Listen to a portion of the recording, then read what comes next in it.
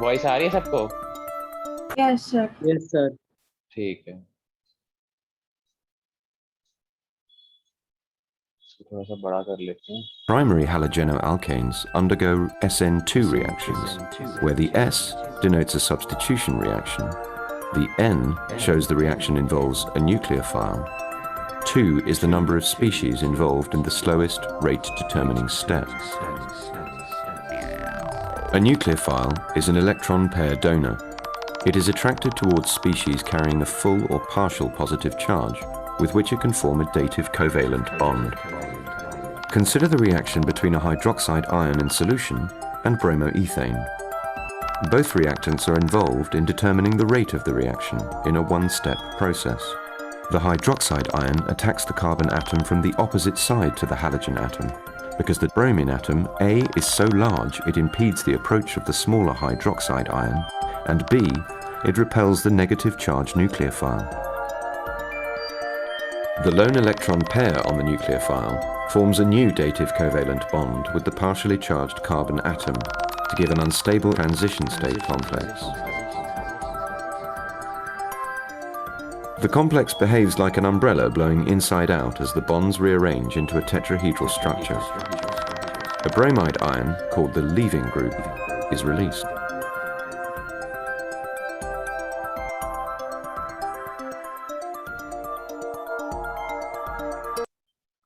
I hope यहाँ तक सबको समझ में आया होगा क्या चल रहा है। ठीक है, पीछे से अटैक करा न्यूक्लियोफाइल ने। ठीक है, ट्रांजिशन स्टेट बनी, ब्रोमीन हल्के हल्के बॉन्ड तोड़ रहा था। ये आपका जो ग्रीन वाला बॉन्ड है, ये मॉलिक्यूलर मॉडल्स कहते हैं इनको। तो जब भी हम मॉलिक्यूलर मॉडल्स के थ्रू स्टडी करते हैं किसी भी मॉलिक्यूल की, जनरली ऑर्गेनिक केमिस्ट्री में यूज करते हैं मॉलिक्यूलर मॉडल्स को, तो हर एटम का एक स्पेसिफिक कलर होता है। जैसे यहाँ पर ये दोनों एटम्स जो हैं कार्बन के हैं, तो ये ब्लैक कलर से हम लोग कार्बन को रिप्रेजेंट करते हैं। व्हाइट कलर के एटम से रिप्रेजेंट होते हैं हाइड्रोजन। ठीक है, रेड कलर का जो एटम है वो ऑक्सीजन के लिए यूज होता है। और ये तो थोड़ा सा हल्का सा ग्रीनिश और येलोइश सा कलर है, ये यूज होता है ब्रोमीन के लिए। ठीक है, तो ये आई थिंक सबको समझ में आया होगा कि पीछे से पहले इसने अटैक करा, ये आपका डेल्टा माइनस चार्ज था हेलोजन के ऊपर और कार्बन पे डेल्टा पॉजिटिव चार्ज था। ठीक है, तो इस कार्बन से 3 सब्स्टिट्यूएंट्स अटैच्ड हैं, एक मिथाइल ग्रुप अटैच्ड है ये पूरा का पूरा, और 2 हाइड्रोजन अटैच्ड है। ठीक है, तो पीछे से इसने अटैक करा, ये यहाँ पर आ गया। ठीक है, ये पीछे से इसने अटैक करा और फिर यहाँ पर अटैच हो गया। आपके काम की इंफॉर्मेशन सिर्फ यहीं तक की है। ठीक है, ग्राफ वैसे आपके सिलेबस में नहीं है, एनसीईआरटी के सिलेबस में मेंशन नहीं है, लेकिन अगर आप इसको कंपटीशन पॉइंट ऑफ व्यू से पढ़ना चाहते हो तो फिर आप ये ग्राफ देख सकते हो। ठीक है, मैं इसको प्ले कर देता हूँ। A bromide ion, called the leaving group, is released.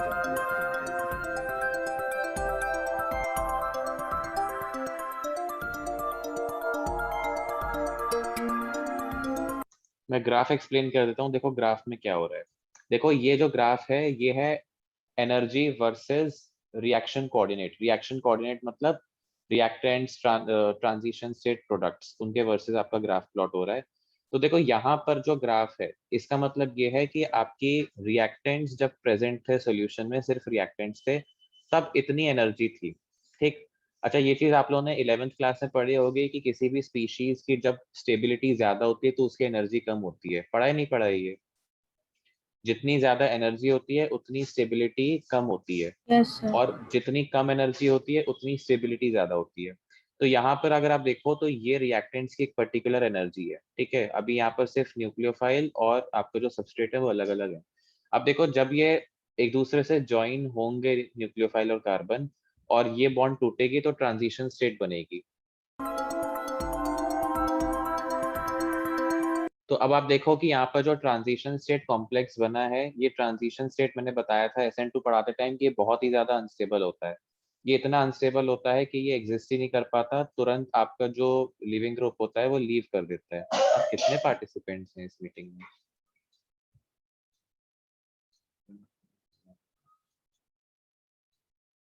किसी बच्चे ने आना था क्या? सर खैर, तो ट्रांजिशन स्टेट की बहुत ही कम स्टेबिलिटी होती है, इतना कम स्टेबल होता है ये कि ये तुरंत डिकम्पोज कर जाता है, लिविंग ग्रुप लीव कर देता है। इसीलिए आप देख सकते हो कि इस ग्राफ में ट्रांजिशन स्टेट की एनर्जी भी बहुत ज्यादा है, ठीक है। और प्रोडक्ट बन रहा है क्योंकि प्रोडक्ट की फॉर्मेशन है, एक फीजिबल रिएक्शन है, तो इसीलिए प्रोडक्ट की जो स्टेबिलिटी है वो बहुत ज्यादा होगी और इसीलिए उसकी एनर्जी सबसे कम होगी। देखो यहाँ The transition state complex.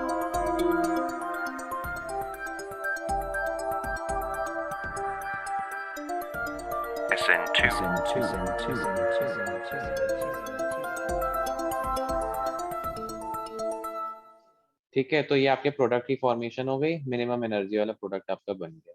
तो आई होप अब ज्यादा क्लियर हो गया होगा SN2 रिएक्शन क्या होता है। Yes, sir. ठीक है, तो अब एक वीडियो SN1 के लिए भी है, वो भी देख लेते हैं।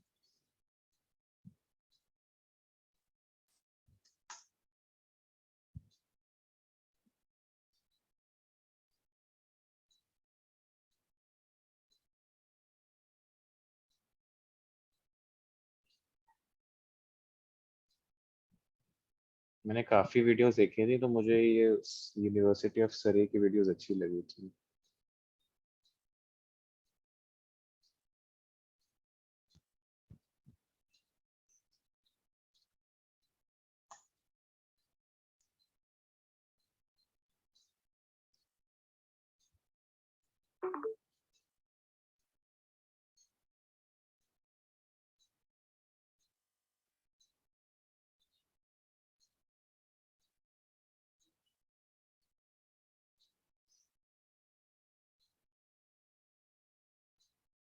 नेटवर्क स्लो आ रहा है लगता है। चलो,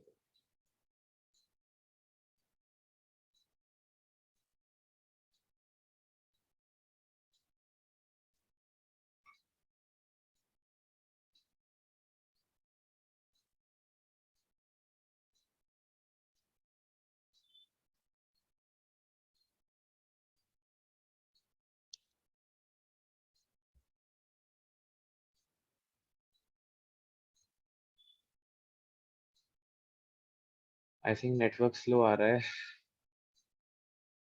देखते हैं, 1 मिनट और अगर चल जाता है तो ठीक है, नहीं तो फिर तो क्या ही कर सकते हैं। लिंक भेज दूंगा मैं वीडियो का।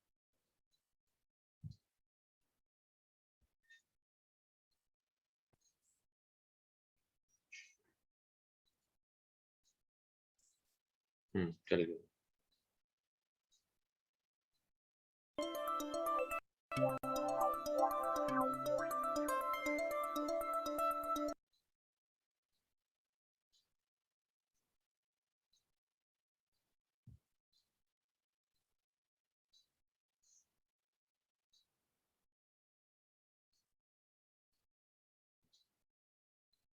कोई बात नहीं, ये चल नहीं रहा है, इसका लिंक भेज देंगे, ठीक है। SN2 तो लेकिन आ गया ना समझ में। Yes, yes sir. सर। ठीक है, Tertiary एलिमिनेशन halogenoalkanes are अपने आप ही स्टार्ट हो गया।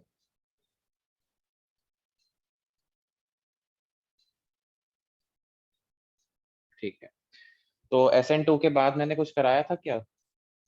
SN1 SN2 के बाद मुझे तो याद भी नहीं है, बताओ। एलिमिनेशन रिएक्शन करवाया था, Yes, sir. डिहाइड्रोहेलोजनेशन करवा दिया था, ईज ऑफ Elimination तक करा डिहाइड्रोहेलोजनेशन। दिया। Yes.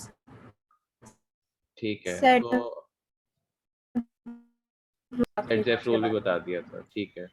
तो सेटजेफ रूल्स के बेसिस पर अब अगर आपको हम ये बोलें कि आपको ईज निकालनी है, what will be the ease of dehydrohalogenation, तो ये आप बता सकते हो कि प्राइमरी, सेकेंडरी और टर्शियरी में सबसे ज्यादा रिएक्टिव कौन होगा टुवर्ड्स डिहाइड्रोहेलोजनेशन। जैसे अगर आपका कोई प्राइमरी है हेलो एल्केन इस तरीके से, एक आपका सेकेंडरी हेलो एल्केन है और एक टर्शियरी हेलो एल्केन है, तो किसकी रिएक्टिविटी सबसे ज्यादा होगी टुवर्ड्स डिहाइड्रोहेलोजनेशन रिएक्शन, ये आपको बताना है, ऑर्डर बताना है।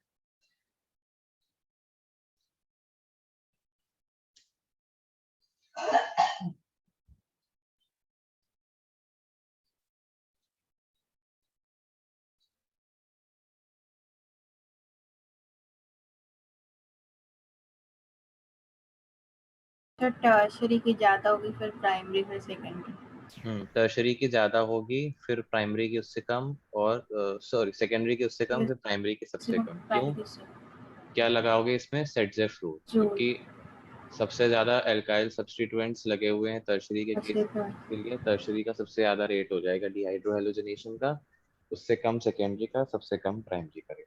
ठीक है। और मिथाइल में तो डिहाइड्रोहेलोजनेशन होगा ही नहीं, क्योंकि उसमें कोई बीटा कार्बन ही नहीं है। इसमें तो डिहाइड्रोहेलोजनेशन पॉसिबल ही नहीं है। ठीक है। ऑलराइट। तो हमने तीन तरीके की रिएक्शंस पढ़नी थी हेलो एल्केन्स की। एक तो न्यूक्लियोफिलिक सब्स्टिट्यूशन रिएक्शन, एक एलिमिनेशन रिएक्शन, ये हमने दोनों पढ़ ली हैं। फिर तीसरी कैटेगरी की जो रिएक्शंस आती हैं वो है रिएक्शन विद मेटल्स।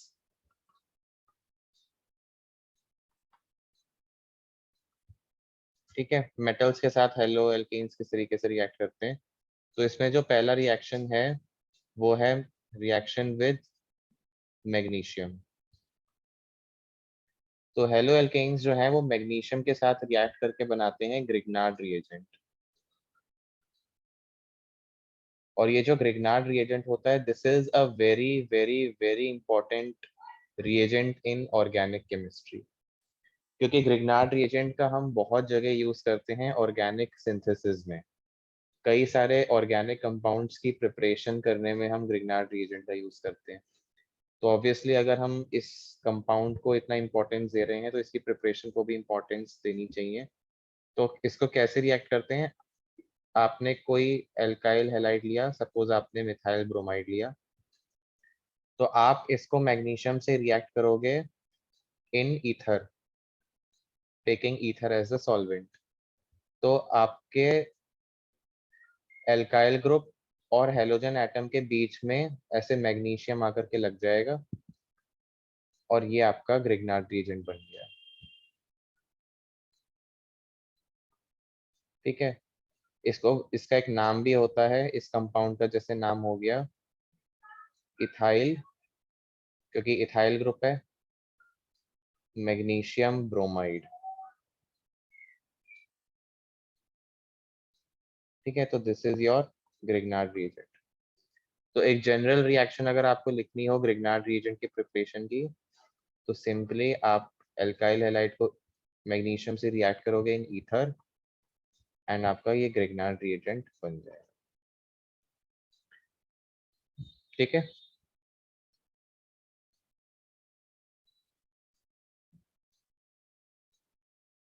बढ़े आगे? Yes sir. ठीक है। सेकेंड जो रिएक्शन है that is reaction with sodium.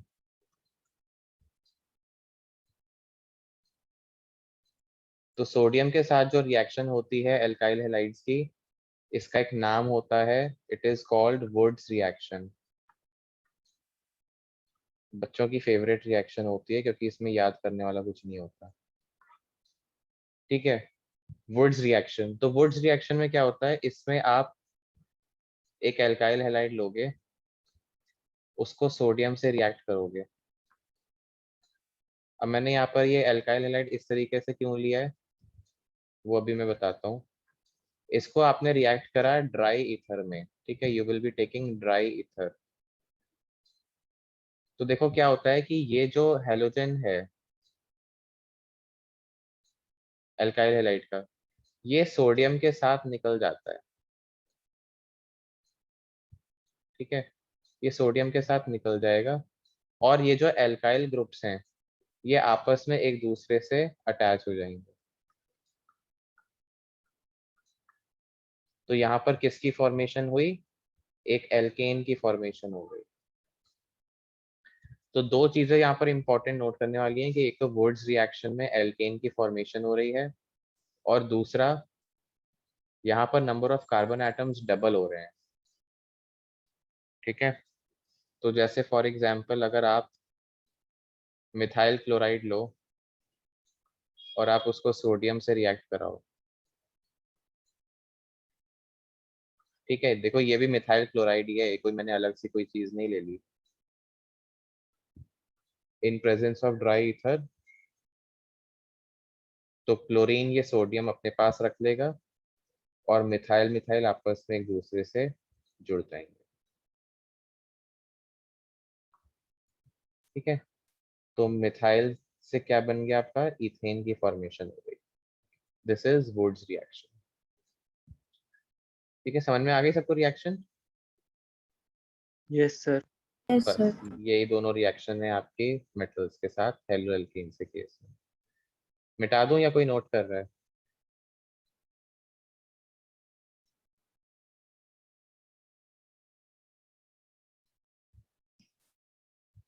मिटा दूं मतलब है। इस रिएक्शन का एक ड्रॉबैक भी है। रिएक्शन का ड्रॉबैक ये है कि अगर आप दो अलग अलग एल्काइल हैलाइड्स लेते हो, जैसे सपोज मैंने मिक्सचर में मिथाइल क्लोराइड भी ले लिया और मैंने इथाइल क्लोराइड भी ले लिया, ठीक है, तो यहाँ पर क्या होगा, एक तो देखो अगर आप एक चीज यहाँ पर नोटिस करो तो even number of carbon atoms वाले कंपाउंड्स बन रहे हैं यहाँ पर। ठीक है, क्योंकि यहाँ पर डबलिंग हो रही है तो इसीलिए even number of carbon atoms वाला एल्केन बनेगा। तो अगर सपोज मुझे odd number of carbon atoms वाला एल्केन बनाना है, तो उसके लिए मैंने सोल्यूशन ये निकाला कि मैं चलो मिथाइल क्लोराइड और इथाइल क्लोराइड ले लेता हूँ, प्रोपेन बन जाएगा, दोनों अटैच हो जाएंगे। लेकिन क्या होता है, वुड्स रिएक्शन में साइड रिएक्शंस भी हो जाती हैं, क्योंकि अगर मिथाइल क्लोराइड प्रेजेंट है तो मिथाइल मिथाइल आपस में रिएक्ट करके इथेन बनाएंगे, और इथाइल अटैच होकर के ब्यूटेन बना लेंगे, और इथाइल और मिथाइल आपस में अटैच होकर प्रोपेन बनाएगा। तो इसी रिएक्शन में इथेन भी बनेगा, प्रोपेन भी बनेगा, ब्यूटेन भी बनेगा। तो अगर आपको कोई एक पर्टिकुलर प्रोडक्ट चाहिए, ईल्ड बहुत कम आती है, क्योंकि आपको मिक्सचर ऑफ प्रोडक्ट्स मिलते हैं, फिर आपको उनको सेपरेट आउट करना पड़ेगा। इसीलिए वुड्स रिएक्शन का ये एक ड्रॉबैक है। मैंने बता दिया, वैसे एनसीईआरटी में मेरे ख्याल से ड्रॉबैक मेंशन नहीं है, बट स्टिल अगर कहीं पे आ जाता है that what is the drawback of Wurtz reaction, तो आप ये मेंशन कर सकते हो कि उसमें साइड रिएक्शंस बहुत ज्यादा हो जाती है। ठीक है, तो ये यहाँ पर हमारा जो chemical reactions of haloalkanes था वो पार्ट हमारा कंप्लीट हो चुका है। अब हम डिस्कस करेंगे chemical reactions of hello arenes.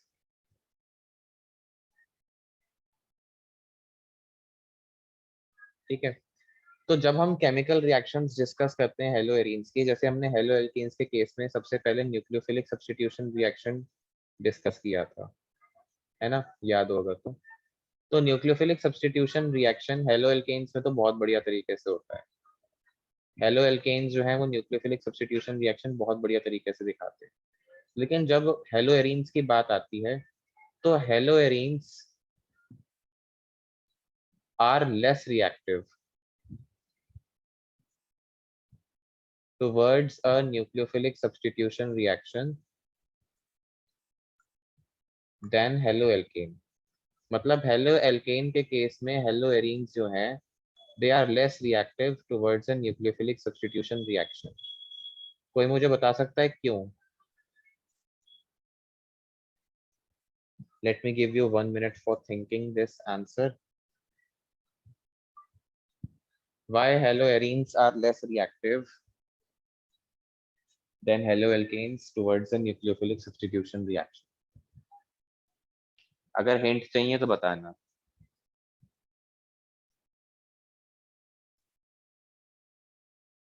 Sir hint बताना। हिंट ये है, कॉपी पे किसी हेलो एल्केन के रेजोनेंस स्ट्रक्चर ड्रॉ करो, क्लोरोबेंजीन के रेजोनेंस स्ट्रक्चर ड्रॉ करो। चलो,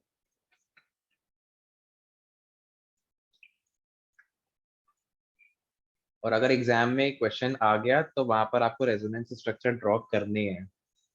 ठीक है, देखो एग्जाम में हमेशा याद रखना, केमिस्ट्री के एग्जाम में जहां जहां रिएक्शन की जरूरत हो वहां वहां रिएक्शन लिखनी है, जहां जहां स्ट्रक्चर की जरूरत हो वहां वहां स्ट्रक्चर ड्रॉ करना है। क्योंकि कभी कभी क्या होता है कि जो एग्जामिनर होता है, आलसी एग्जामिनर होता है, अगर उसको आंसर पढ़ने का मन नहीं है तो वो सिर्फ फिगर से आइडिया लगा लेता है कि हाँ बच्चे ने सही आंसर लिखा होगा, वो सिर्फ फिगर देख के भी नंबर दे देता है। एग्जामिनर को 40-45 रुपए मिलते हैं एक कॉपी चेक करने के, अब वो यही चाहेगा ना कि कम टाइम में वो ज्यादा पैसे कमाए।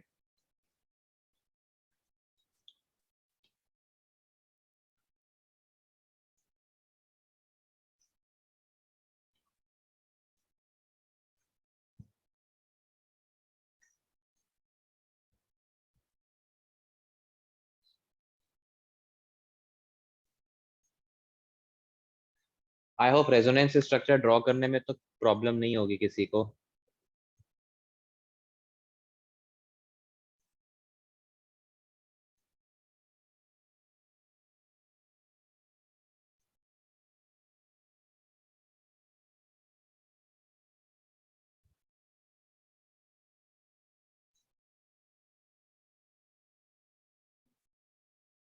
कोई ऐसा बच्चा है जिसे रेजोनेंस स्ट्रक्चर ड्रॉ करने नहीं आते?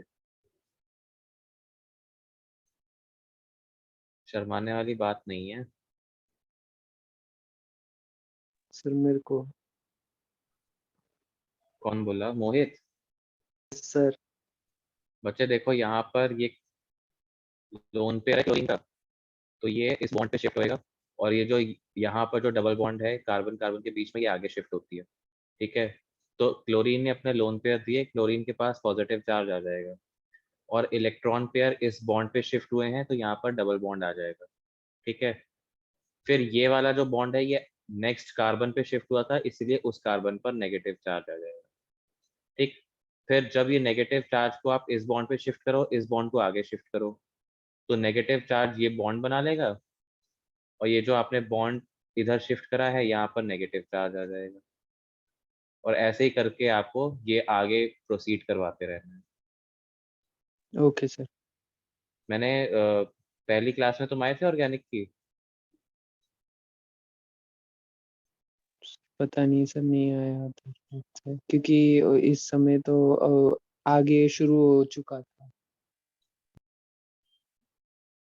क्लासरूम पे शायद मैंने, हो सकता है, रिकॉर्डेड लेक्चर डाल रखा हो, मे बी। मैं देख के बता दूंगा, अगर होगा तो देख लेना उसे।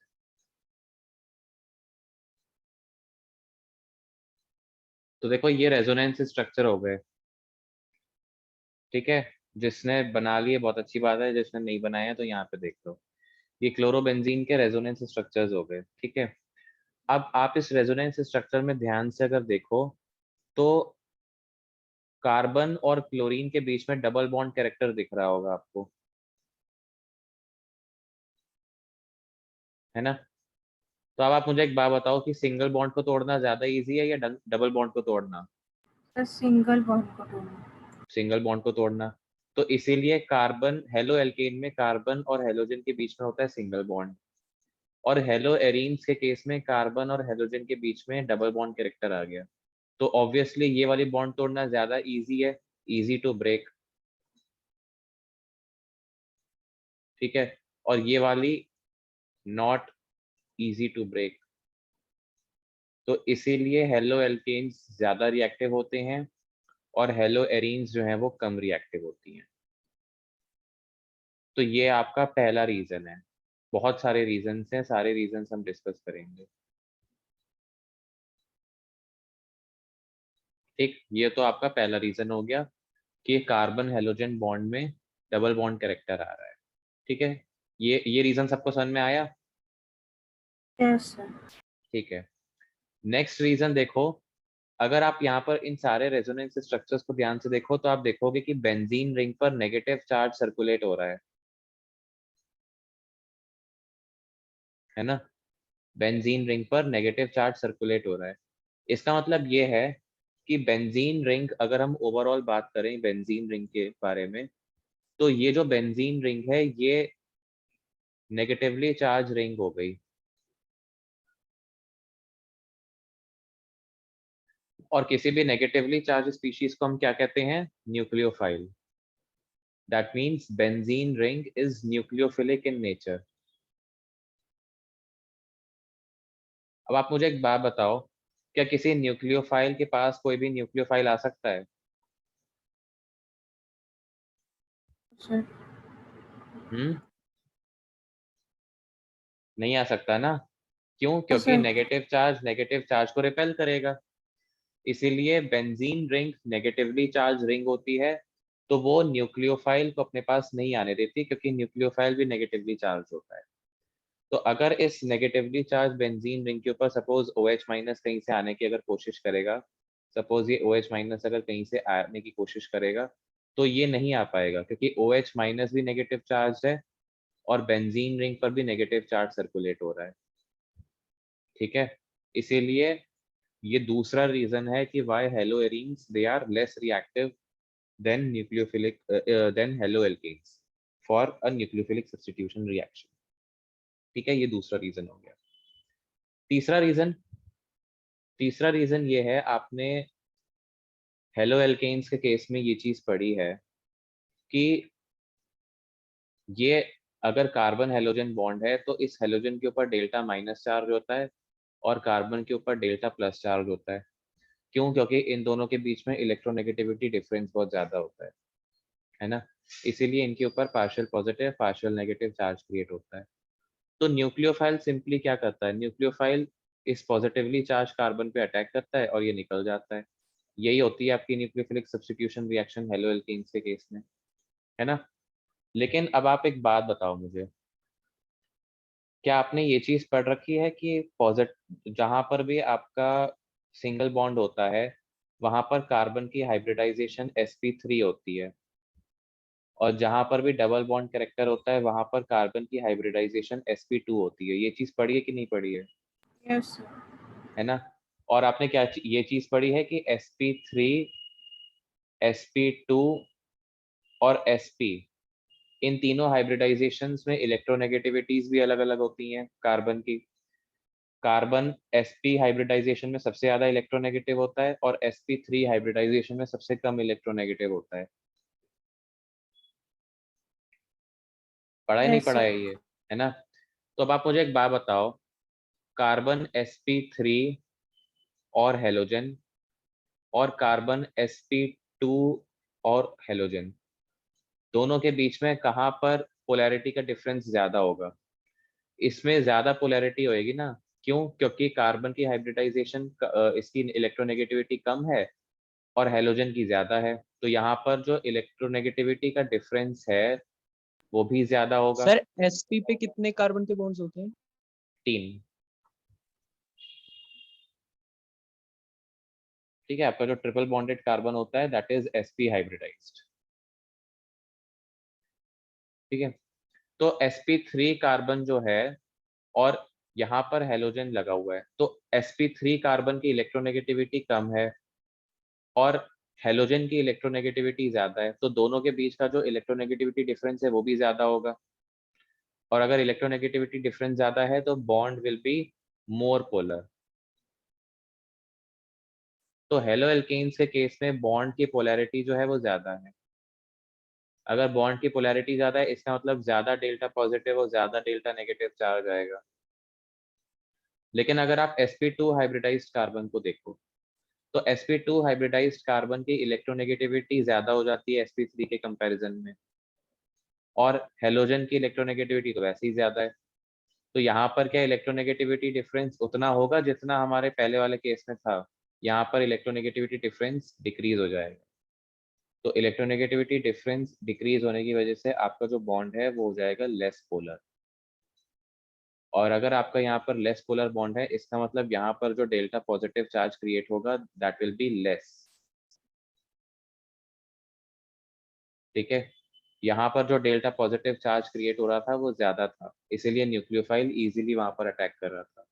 और यहाँ पर डेल्टा पॉजिटिव चार्ज जो है वो कम हो गया है, इसीलिए यहाँ पर न्यूक्लियोफाइल इतना इजीली अटैक नहीं करेगा।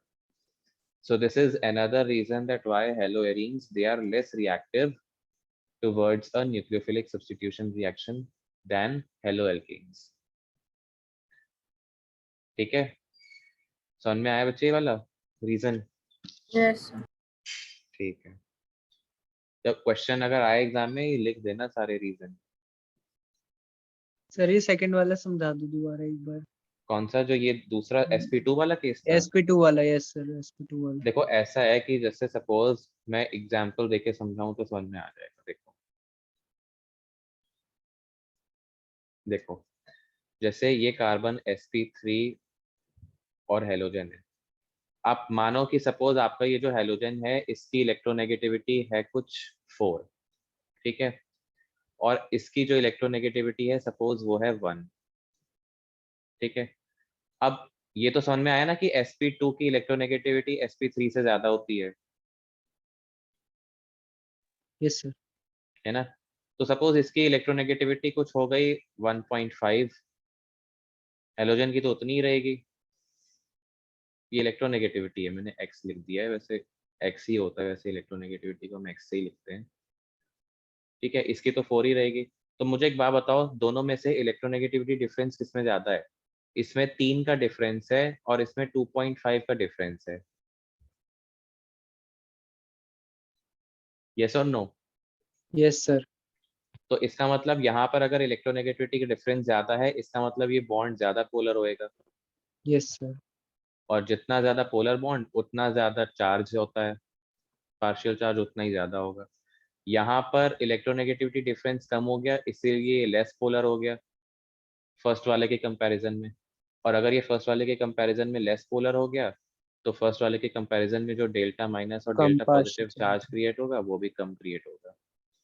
तो न्यूक्लियोफाइल ज्यादा पॉजिटिव पे अटैक करेगा या कम पॉजिटिव पे अटैक करेगा? ऑब्वियसली वो ज्यादा पॉजिटिव पे अटैक करेगा ना, क्योंकि वो खुद नेगेटिव चार्ज है।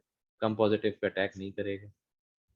अटैक ऐसा नहीं है कि अटैक नहीं करेगा, करेगा, बट विथ लेस डिफिकल्टी, वो sorry with more difficulty as compare to haloalkane. अब आगे समझ में? Yes sir. ठीक है, so this is another reason. तीसरा रीजन क्या है? तीसरा रीजन जो है, एक और रीजन है जो हम देखेंगे यहाँ पर। आप सबने ये चीज नोटिस करी होगी कि जब हम SN1 रिएक्शन की बात करते हैं तो उसमें कार्बोकैटायन की फॉर्मेशन होती है, अगर आपको ये चीज अच्छे से याद हो तो। ठीक है, कैसे होती है कार्बोकैटायन की फॉर्मेशन? कि आपका लीविंग ग्रुप लीव कर देता है और यहाँ से कार्बन, क्या हो रहा है इस व्हाइट बोर्ड पे? ठीक है, इस तरीके से कार्बोकैटायन की फॉर्मेशन होती है। अब सपोज आपका यहाँ पर क्लोरोबेंजीन है, ठीक है, यहाँ से अगर क्लोरीन लीव कर दे, इसका मतलब इस बेंजीन रिंग के ऊपर पार्शियल पॉजिटिव चार्ज आ जाएगा। ठीक है, अगर हम मान के चलें कि हमारी SN1 मैकेनिज्म हो रही है तो इसे हम कहते हैं फिनाइल कैटायन। लेकिन इस फिनाइल कैटायन की एक खास बात यह है कि ये बहुत अनस्टेबल होता है। क्यों अनस्टेबल होता है ये? क्योंकि एक तो इसमें रेजोनेंस खत्म हो गई। रेजोनेंस स्ट्रक्चर जितने ज्यादा बनते हैं किसी कंपाउंड के, उतना ज्यादा वो कंपाउंड स्टेबल होता है। तो रेजोनेंस स्ट्रक्चर क्लोरीन की वजह से ही तो फॉर्म हो रहे थे जब क्लोरीन अपना लोन पेयर डोनेट कर रहा था बेंजीन को। ऊपर हमने अभी बना के देखे। लेकिन अब यस तो हमने सर। क्लोरीन ही निकाल दिया, तो क्लोरीन निकलने के बाद तो यहाँ पर कोई रेजोनेंस स्ट्रक्चर ही नहीं बन पाएंगे। तो अच्छे खासे जो 5 रेजोनेंस स्ट्रक्चर क्लोरीन के साथ बन रहे थे वो अब यहाँ पर बन ही नहीं पाएंगे। तो इसीलिए फिनाइल कैटायन बहुत ही ज्यादा अनस्टेबल हो जाएगा, बहुत ज्यादा अनस्टेबल। ठीक है, और इसकी अनस्टेबिलिटी का रीजन ये भी है कि आपका जो sp2 कार्बन है, sp2 कार्बन एक इलेक्ट्रोनेगेटिव कार्बन है जो हमने अभी देखा। और किसी भी इलेक्ट्रोनेगेटिव स्पीशीज के ऊपर पॉजिटिव चार्ज तो वैसे भी स्टेबल नहीं होता, क्योंकि वो इलेक्ट्रोनेगेटिव है। आप किसी इलेक्ट्रोनेगेटिव चीज के ऊपर तो आप नेगेटिव चार्ज रख सकते हो, लेकिन आप उसके ऊपर पॉजिटिव चार्ज नहीं रख सकते। तो एक ये और रीजन है फिनाइल कैटायन की अनस्टेबिलिटी का। So because formation of phenyl cation is very unstable, it is not feasible. That's why this is another reason आपका nucleophilic substitution reaction possible नहीं होगा हेलोएरीन्स के केस में। I hope ये सारे reasons समझ में आ गए होंगे आपको। Yes. Yes sir.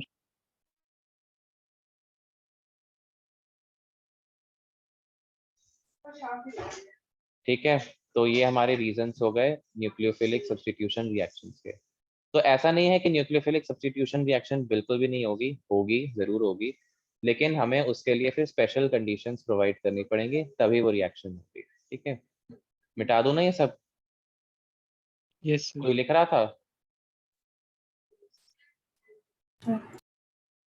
ठीक है, तो अब हमारी शायद एक ही न्यूक्लियोफिलिक सब्स्टिट्यूशन रिएक्शन दे रखी है आपकी जो एनसीईआरटी में है, दैट इज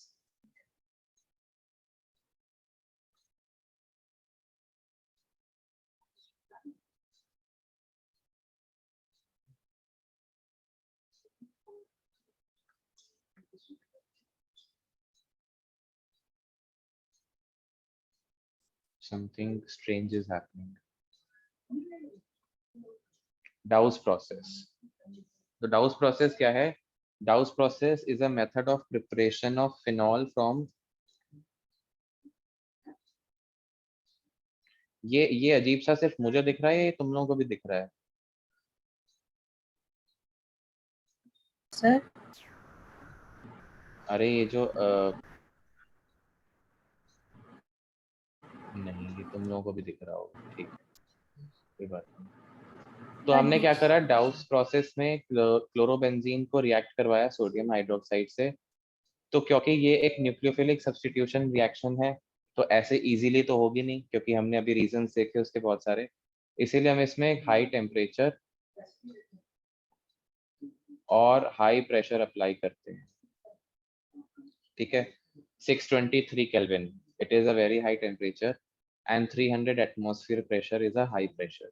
तो इतने ज्यादा टेम्परेचर और प्रेशर कंडीशंस पे जब आप हेलो एरीन को रिएक्ट कराओगे सोडियम हाइड्रोक्साइड से, तो क्लोरीन हट जाता है, उसकी जगह पर लग जाएगा O माइनस Na+, ठीक है। इसके बाद आपको फिनॉल बनाना है। तो देखो, जब भी इस सोडियम को हटाना हो और यहाँ पर हाइड्रोजन लगाना हो, हमेशा आप इसका एसिडिक हाइड्रोलिसिस कर दो। एसिडिक हाइड्रोलिसिस मतलब H+H2O के साथ रिएक्ट कर दो, तो यहाँ पर हाइड्रोजन अटैच हो जाता है। This is phenol.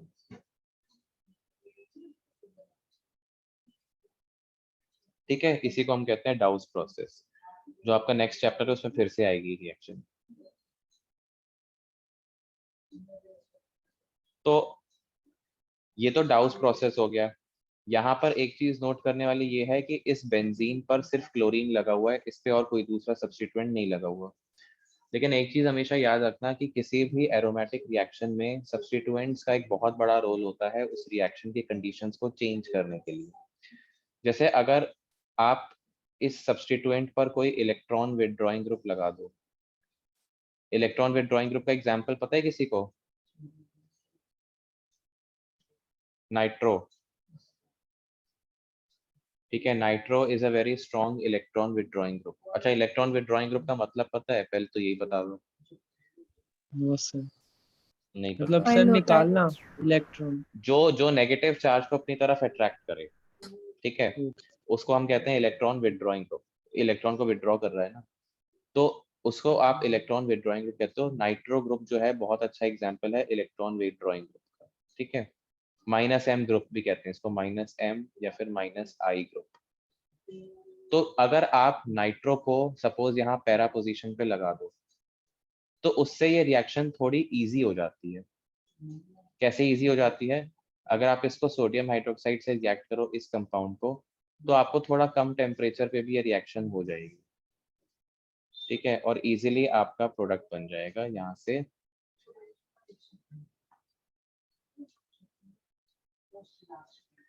मुझे लगता है नेटवर्क का प्रॉब्लम है, तभी ये व्हाइट बोर्ड नहीं चल रहा ठीक से, ठीक है।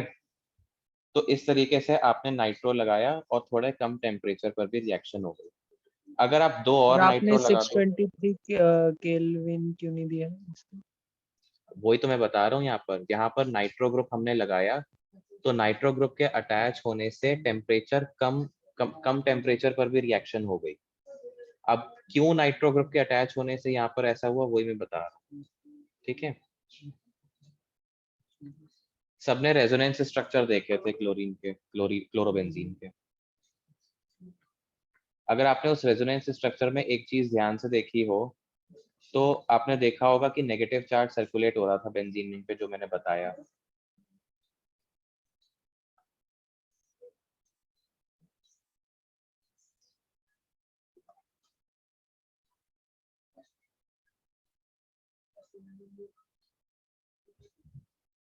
ये देखो, ये बहुत इंपॉर्टेंट चीज है, इसको ढंग से पढ़ना।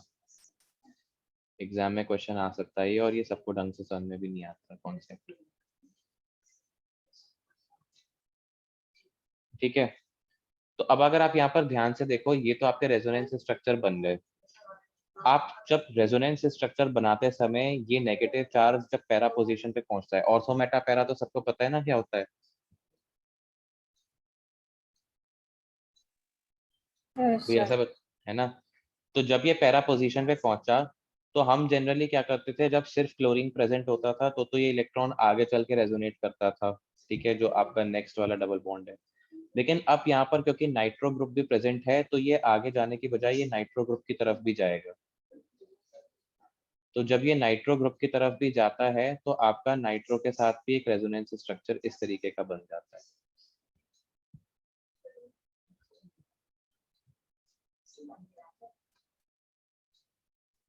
ठीक है, तो यहाँ पर जो आपका नेगेटिव चार्ज पैरा पे था वो नाइट्रो के पास भी गया है और फिर उसके बाद ये वापस चल के फिर से इस पैरा पे आता है।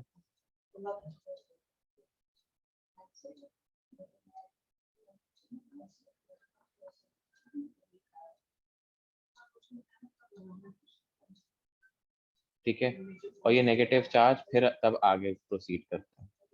तो इसका मतलब ये जो नेगेटिव चार्ज सर्कुलेट कर रहा था, ये नाइट्रो भी इस नेगेटिव चार्ज को एक्सेप्ट कर रहा है, मतलब कि ये एक इलेक्ट्रॉन विड्रॉइंग ग्रुप है। ठीक है, तो नाइट्रो के होने की वजह से अगर आप देखो तो इस पूरे के पूरे बेंजीन रिंग की जो न्यूक्लियोफिलिसिटी थी वो डिक्रीज हो गई। ठीक है, इसकी जो न्यूक्लियोफिलिसिटी थी वो डिक्रीज हो जाएगी क्योंकि ये इलेक्ट्रॉन विड्रॉइंग ग्रुप है। तो नाइट्रो क्योंकि इलेक्ट्रॉन विड्रॉइंग ग्रुप है वो नेगेटिव चार्ज को अपनी तरफ अट्रैक्ट करेगा, तो बेंजीन रिंग की जो न्यूक्लियोफिलिक कैरेक्टर था उसका वो थोड़ा सा डिक्रीज हो जाएगा। तो उसका क्योंकि न्यूक्लियोफिलिक कैरेक्टर डिक्रीज हो गया, इसीलिए OH माइनस का जो अटैक था क्लोरीन के ऊपर वो इजी हो जाएगा। न्यूक्लियोफिलिक सब्स्टिट्यूशन थोड़ी सी इजी हो गई। तो इसका मतलब हम यहाँ से कंक्लूजन निकाल सकते हैं कि आप जितने ज्यादा इलेक्ट्रॉन विड्रॉइंग ग्रुप लगा दो बेंजीन रिंग के ऊपर, उतनी अच्छी न्यूक्लियोफिलिक सब्स्टिट्यूशन रिएक्शन हो जाएगी। ठीक है, तो अगर आपने क्या किया, आपने पहले पैरा पे लगाया था, अब आप क्या करो, अब आप ऑर्थो पे भी लगा दो। ठीक है, यहाँ पे हमने ऑर्थो पे भी एक नाइट्रो लगा दिया। अब जो रिएक्शन होगी ये और ज्यादा अच्छी हो जाएगी। अब आपको थोड़ा और कम टेम्परेचर देना पड़ेगा रिएक्शन के लिए। ठीक है, NaOH H प्लस H2O।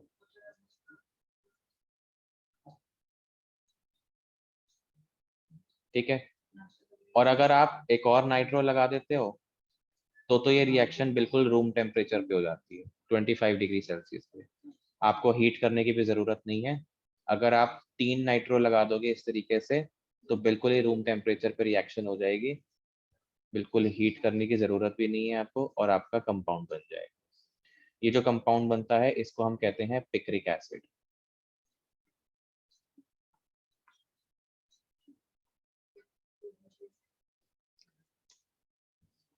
बहुत बेकार सा होता है ये पीले रंग का। मेरा एक बार पूरा लैब कोट पीला हो गया क्योंकि गलती से गिर गया था उसके ऊपर ये। ठीक है, तो पिक्रिक एसिड इसको हम कहते हैं।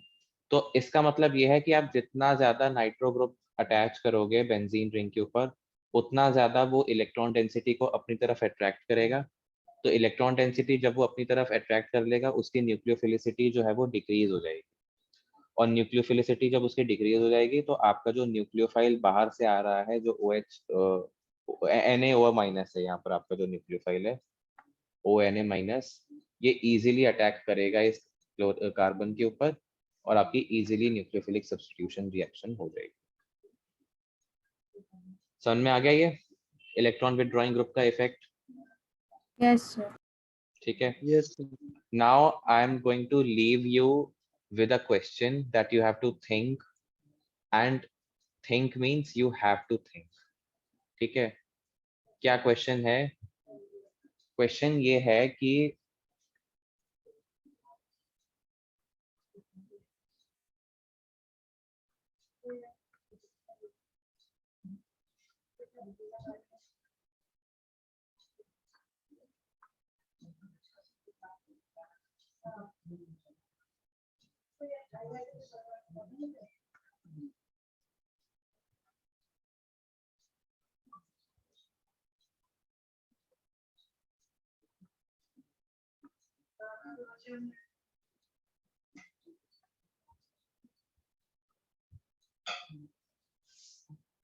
क्वेश्चन ये है कि नाइट्रो ग्रुप जो है, जब वो ऑर्थो या फिर पैरा पोजीशन पे अटैच होता है तभी वहीं पर ही अपना वो इफेक्ट शो करता है। लेकिन अगर मेटा पोजीशन पे अगर आप नाइट्रो को अटैच कर दो तो उससे कोई फर्क नहीं पड़ता, ठीक है।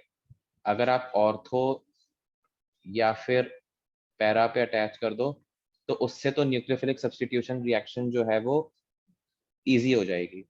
लेकिन वहीं अगर आप इस नाइट्रो ग्रुप को मेटा पोजीशन पे अटैच करो यहाँ पर, तो न्यूक्लियोफिलिक सब्स्टिट्यूशन के रेट में कोई डिफरेंस नहीं आता, वो जैसे बिना नाइट्रो के हो रही थी उसी तरीके से होगी। उसका आपको रीजन बताना है ऐसा क्यों होता है, ठीक है। तो you have to think about this question कि ऐसा क्यों होता है, और फिर मुझे इसका आंसर आप लोग बताओगे। अभी वैसे हमारे पास है 5 मिनट और, है ना। ये क्वेश्चन तो घर पे सोचना, एक आध इलेक्ट्रोफिलिक सब्स्टिट्यूशन रिएक्शन करा देते हैं, फिर तुम लोग जा सकते हो। ये क्वेश्चन सबने नोट कर लिया? Yes sir. ठीक है। और हाँ, एक बार 11th क्लास की बुक खोल के बेंजीन की इलेक्ट्रोफिलिक सब्स्टिट्यूशन रिएक्शंस पढ़ के आना, ठीक है। बेंजीन की क्या पढ़ के आनी है? हाइड्रोकार्बन वाले चैप्टर में होंगी इलेक्ट्रोफिलिक सब्स्टिट्यूशन रिएक्शन, ये सब पढ़ के आना।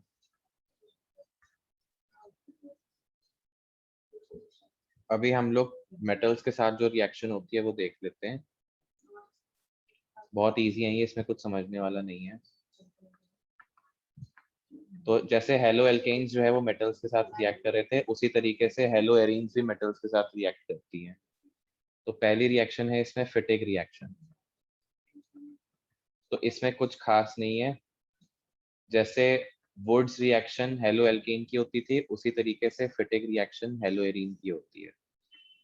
बस यहाँ पर हमने क्या करा है, वही सोडियम यूज करा है, वही ड्राई ईथर यूज करेंगे, बस हेलो एल्केन की बजाय हेलो एरीन हो गया। और जो प्रोडक्ट बनता था वो भी क्या होगा, यहाँ पर ये ले लेगा सोडियम इन हेलोजेंस को, और ये जो दोनों बेंजीन ग्रिंग हैं ये आपस में एक दूसरे से अटैच हो जाते हैं,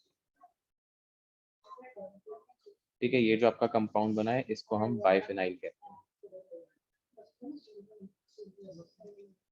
ठीक है। This is फिटिक reaction.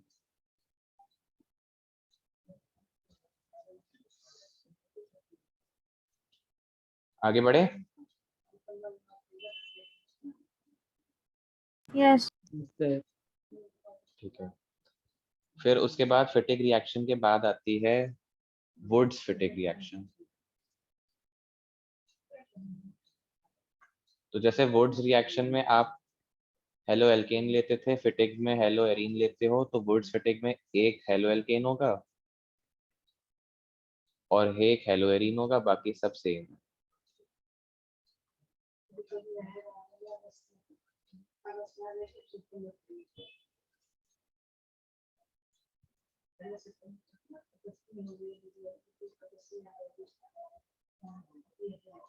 ठीक है, मेथड वही है, रिएक्शन का नाम बदल गया है, रिएक्टेंट्स बदल गए। और फिर आज की जो लास्ट रिएक्शन है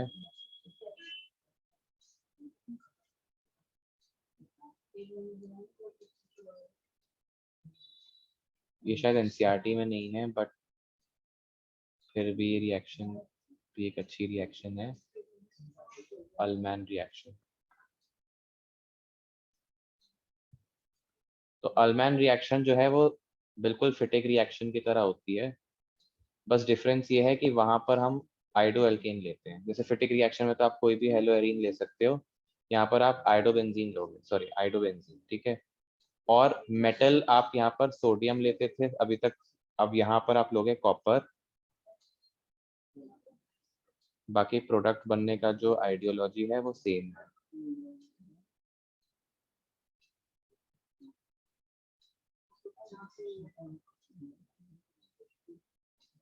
CO2I2 इसमें निकल जाता है।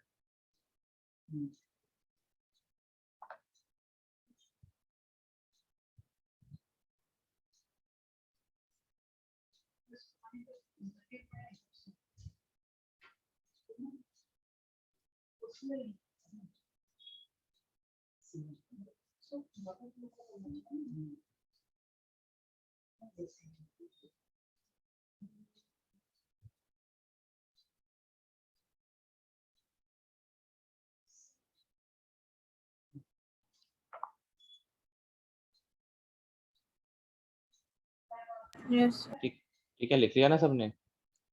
ठीक है, Yes, आपको sir. अगर कुछ पूछना है तो आप पूछ सकते हो, नहीं तो यू कैन लीव।